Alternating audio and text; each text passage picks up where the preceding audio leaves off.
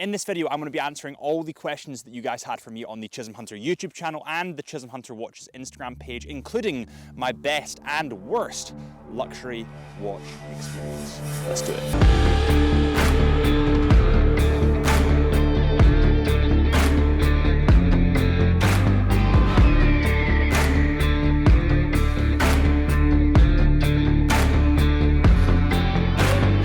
Alright everyone, welcome back to the Chisholm Hunter channel. As always, that doesn't sound right. Let's just crack straight into these questions, shall we? What is your next serious purchase or something you've been waiting on that you hope will arrive before the year is over, or therefore shortly after? And that's from Horology Hype. So my next luxury watch purchase is going to be the Omega Speedmaster White Dial. I was totally infatuated by it when it arrived, and unless something new comes out that has a white dial on a Speedmaster and has maybe got some cool story behind it, honestly, I think I'll stick with that Speedmaster. Timepiece_hunter says, what is your favorite go-to lighting setup for macro shots? So I think it's important in photography to consider lighting when doing anything. And I think the best lighting to me is soft lighting. So when I was building my career, when I was doing a load of travel, like today, I always aimed for sunrise and sunset because that was the best soft lighting that really faintly illuminated your subject. And I do this in the studio as well. I have an aperture light and I make it really, really soft, and that's the best lighting. Tranless Cat says, I know I love to tease you about As Always, and I love that, but did you somehow plan to have a new catchphrase? No, if I'm totally honest, the As Always thing kind of just came naturally. I think I said it a couple of times and then it just stuck. And now when I don't say it, people get really upset. Andrew Jung says, favorite filming location of watch videos and favorite photography location of 2024. I'm not gonna lie, guy, Finland was incredible for watch photography and watch filming, because I feel like we put the watch to the test. We literally pushed it to the limit. I remember having a Glashütte Original CQ in Finland, and the strap, the rubber strap, because it was -30, bearing in mind, the rubber strap actually was so brittle because of that. This is the thing, look, the rubber strap is almost, it's solid. Do you see that, guys? That is absolutely solid. That is what, I can't even. And I feel like that's when you see the real watch, when you put it in these extreme environments. Plus, it just makes for a bloody brilliant backdrop. So Finland was incredible, but guys, if I'm totally honest, I've got the best thing on my doorstep. Scotland is just unbeatable. Ray_Quek on the Chisholm Hunter Watches page says, what's the hardest thing you've had to overcome? That's a great question. I think identity. I think everyone goes through a bit of an identity crisis at one point in their lives. You know, we wrap up our identity so much with the job that we have. And I think that causes us a great amount of stress because we kind of foxhole ourselves into this one little niche. But actually, we can do anything. And I think the transition from just doing my own photography and video into watches, and then going into a podcast, and then working alongside the Chisholm Hunter team, that was a lot to take on, and my identity was so wrapped up in travel, videography and photography, and it left less time to do that. So I think through life, people go through these identity changes, but my advice there would be that that's totally natural. You know, there's nothing wrong with changing. That's just part of being human. Gerard Standard says, thoughts on the Longines Zulu Time Titanium versus Tudor FXD GMT? That's a great question. I'm still infatuated with the Longines Zulu Time Titanium. I think it's just one of the best watches they've released in recent times. My kind of argument there would be that the Longines GMT Titanium comes in at about 39mm from memory, whereas the FXD GMT comes in at about 42mm from memory, again, so don't quote me. And I think that 39 would just fit my slimmer wrists that little bit more. With that said, I think the Super Luminova, and I love the contrast between the blue and the green on the lume of the Tudor FXD. I also love the fixed strap bars. I think that's a really good USP. It's a really difficult one. I honestly think you just need to get them both on and see what you think. TJ_NR_Enquiz, I am dyslexic, so I do apologize, says, any advice to work with major camera companies as a photographer that gets to travel? I think, mate, you just need to do your own thing. I had a thing when I was very young where I said that I'll never reach out to these big brands because I feel like I'd be pissing them off. I feel like I'd just be annoying them. They get so many people reaching out to them on a day-to-day basis, I would be annoying them. And it was actually Canon that came to me wanting me to work with them. It was actually DJI that came to me wanting me to work with them. If you just do your own thing and do it to the best of your ability, people will follow, people will recognize that. And I think that's a really good way to navigate through life, if I'm totally honest. And on that note, let's switch up the location and answer some more questions. Oh, okay.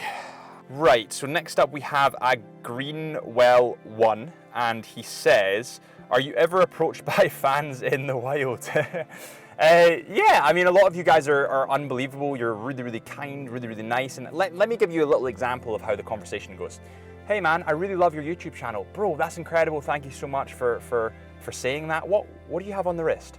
Well, okay guys, we're gonna boost up the road just a touch and get to a beautiful viewpoint overlooking Eative Moor and the just mountains of Glencoe. We're really close, and then we'll answer some more questions. Something that I love about these questions though is I feel like it's going a bit deeper than just watches. And I had the comment on my last Q&A saying, you know, I came for the watches but stayed for the experience. And I think that's what I want to turn this channel more into. It's more of an experience, and I love watches. Let's talk about watches. But I think this can go a bit deeper than that. And I think that's what I'm going to aim for over the next year, looking into kind of 2025.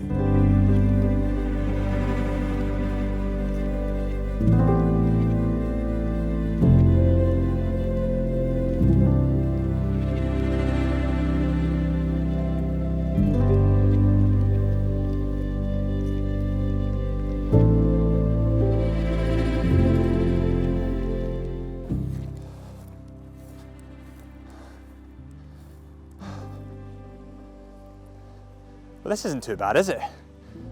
Okay, I think I'm just gonna keep it like this. Keep the beautiful mountain in the background. So the next question is from Macro Detrolo, and he says, scratch on new watch, fix or wait? My advice there would be to wait. The odds are you're gonna scratch it again, and scratches are battle scars. They're something that show memory. There's something that you can attach to your watch and make it uniquely yours. When you get a scratch, don't think, damn it, I've got a scratch, you know, it's screwed up the whole watch. Think, that's a memory that you've attached there. Skogis says, when will you do a review of the Tag Heuer glass box? I believe we've actually done a review on the Tag Heuer glass box. By the way, that must be one of my favorite vintage-esque looking Tag Heuers at the moment. There's something beautiful about that domed glass, and so much class oozes from that watch, especially with the green dial.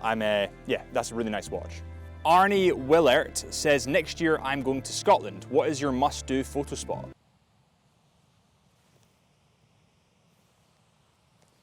X Massimon says 4K one watch collection, thank you.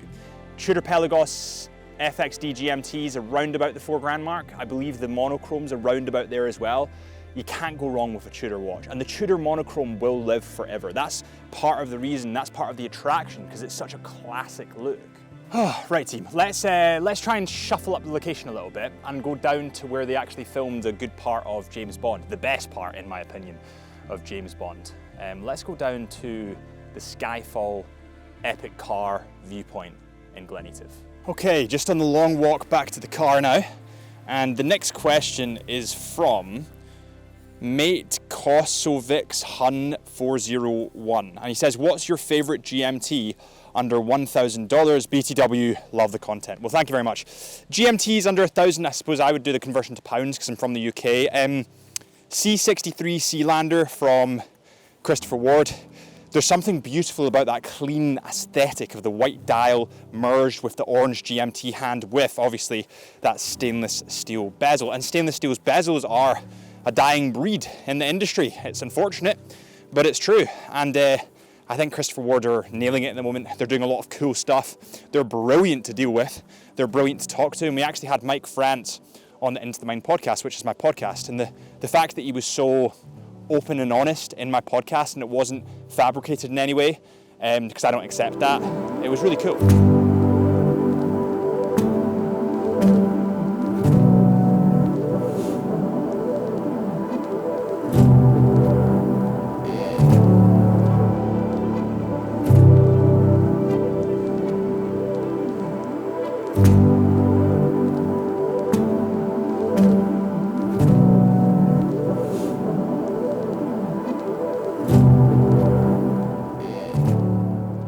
Okay team, so as you might be able to see over to my right, just over here, that's where they filmed the James Bond scene, but it looks like quite a few people have got the memo. So I think we'll just chill here, maybe go down by the river. Okay guys, so let's get back on this Q&A grind. So Anjadroserazo 8399 says, with Seiko's prices ATM, what's your favorite budget brand right now? Honestly, Seiko's pretty good. They are getting a bit more expensive, as are Tissot's. Tissot are great. I think Citizen's doing some really amazing things at the moment, and it's definitely worth having a look at if you haven't. There's a couple of Citizens in particular that I've reviewed recently and kind of gone down a rabbit hole with them, and they're really well built, I mean, for what they are. Hey man, can I ask how you keep your energy up? Do you work out on a daily basis? Yeah, so that's a great question. I think for me, anyway, it's a lot about diet.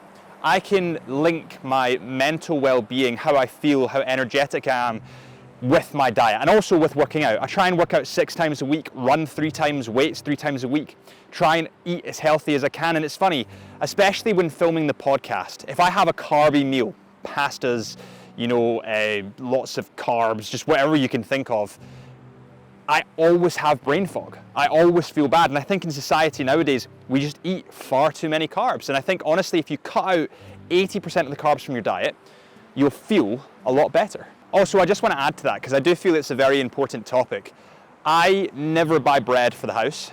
And I think that's been really key, because bread is such a staple in everyone's diet. Bread and peanut butter, bread and, you know, ham and cheese, and everyone has sandwiches. But if you cut out bread, the odds are, I promise you, just do it for a month, you'll feel a lot better. And also I try and limit my screen time. That gives me a lot more energy. My sleep's always been an issue, but with limited screen time comes more peaceful sleeps, and that gives me more energy. Okay, so next up is from Tyler Ford 719, and he says, how do you feel about the TAG Aquaracer, considering it is my first luxury watch?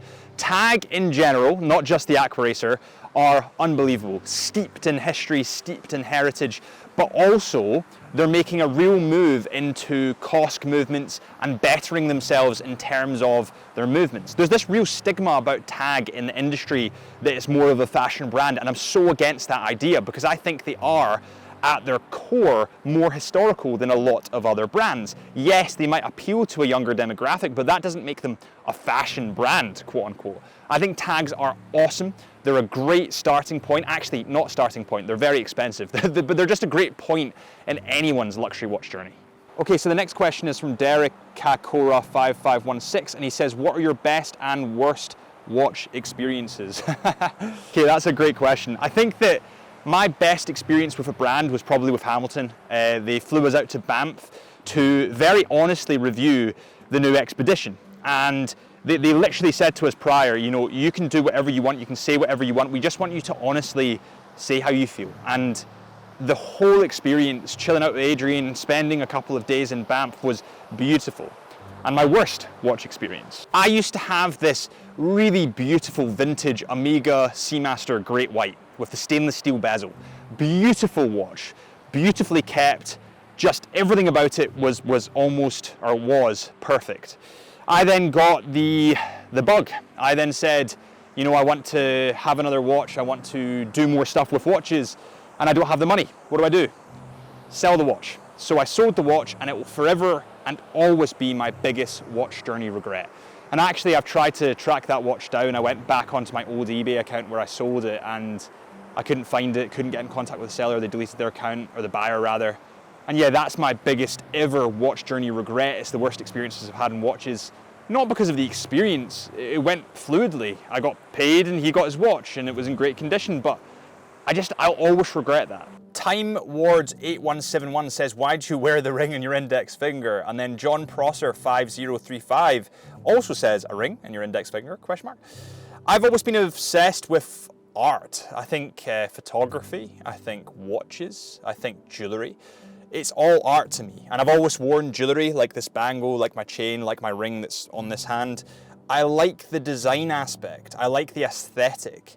And I've always had this kind of weird vision. I don't want to say too much because it is coming, of designing my own jewelry line. And I really like that idea. I like that concept of having my art on jewelry. And yeah, so I don't want to say too much, but stay tuned. Billy Kane 9786 says, one watch you can't see yourself getting rid of and why? Thank you. The Omega Seamaster. If it was one watch I could get rid of, that's a tough question actually. One watch I could get rid of. I honestly don't know. I think I'm a bit of a hoarder. Joe Mick G67 says, thoughts on Pelagos 39 as a car goes past versus Black Bay monochrome for first watch or luxury watch that would be an everyday wearer. Cheers. I think the Black Bay monochrome is maybe the safer option there. I think it's maybe the one I think it's maybe the one that's that little bit more classic. However, the Pelagos is banging as well, but I think the monochrome wins there. Okay, this is a really great question. So Tune in 9001 says, with luxury brands continually evolving and many opting to balance heritage with modern innovation, how do you think the definition of timeless luxury has changed over the years? That is a phenomenally phrased question, and honestly, I don't think I'm intelligent enough to answer it properly. I'll give it my best shot though. I think that bringing the roots of the brand in will always make the brand have identity. So I never think that's going to change. You know, when it comes to Tudor, for example, they always pick design features and heritage features from their first models. And that makes everyone go mental, a bit like the Mercedes hands on the Tudor Black Bay. I think it will evolve with the times. I mean, you've seen this huge sports phase coming into it, that 70s inspired phase. You see this in the fashion industry a lot. Trends tend to repeat themselves. I think that the luxury industry is very similar, apart from it's just 20 years slower. I think that trends will repeat themselves and things will get resurfaced, but it just happens a lot slower. I hope that answered your question. I really hope you enjoyed this little slither of Scotland, and I'll hopefully see you guys real soon.